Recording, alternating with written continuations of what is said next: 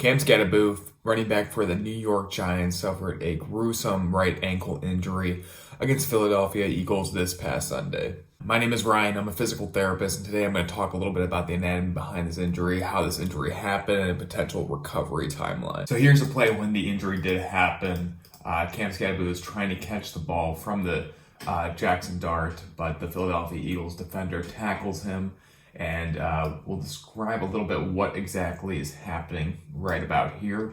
Now, if you take a look at that right lower extremity, you see that that right foot and ankle gets caught underneath of him, and especially underneath his shin. So with the specific position that Cam is in, that foot is in a locked position, that ankle is in excessive dorsiflexion, where those toes are pointed towards the sky, and the foot is planted on the ground. That you see the shin and the knee is coming over top of him and is making there very little flexibility or movement within those bones and joints of that foot. And as we continue the play here, we see that that foot really starts to get underneath him as that Philadelphia Eagles defender is tackling Cam Skattebo. This is shifting all of the weight going through that lateral ankle, forcing that lateral ankle to become excessively into external rotation and eversion. And from this angle here, it's kind of hard to tell with the scoreboard, but you can see that the shin and the lower leg there is facing straight ahead. And you can see at the ankle here, you can see that there's that 90 degrees of deformation, really showing that ankle dislocation. I think it was later confirmed that there was an open or compound fracture. This is when that broken bone protrudes through the skin, creating an open wound.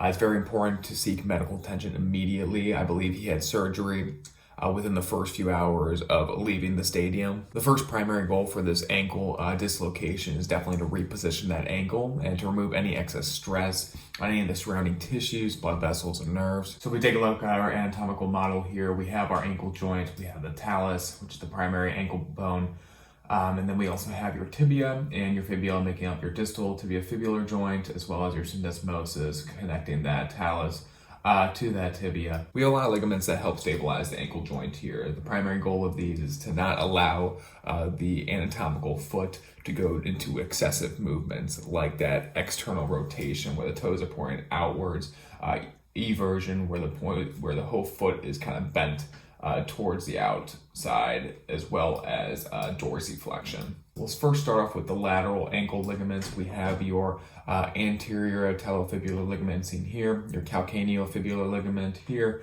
as well as your posterior talofibular ligament. All these ligaments together provide stability and prevent any normal lateral ankle sprain to happen.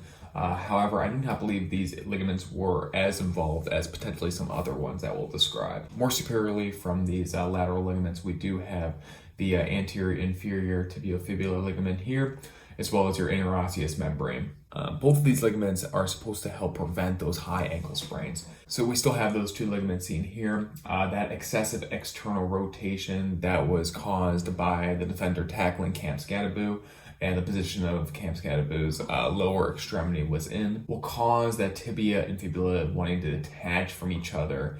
And that will cause that sort of high ankle sprain and the tear of these two type of ligaments. On the medial side, we also have this large complex of ligaments called the deltoid ligaments. Once again, for Cam Skattebo's type of injury, the way Cam's foot was placed, he was in an excessive amount of eversion. These ligaments help prevent excessive amounts of eversion. However, with the weight of the Eagles defender and the way the foot was in a locked position, that would cause these type of ligaments to potentially tear. Fortunate news about the Cam Skattebo injury is that it is a season-ending injury, and he will unfortunately miss the remainder of his rookie season. However, it's not a career-ending injury.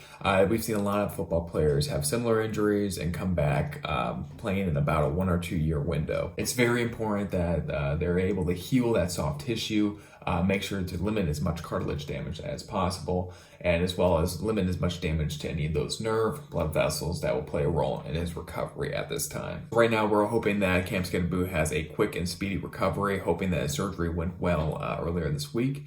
And let me know if you have any questions about his type of injury.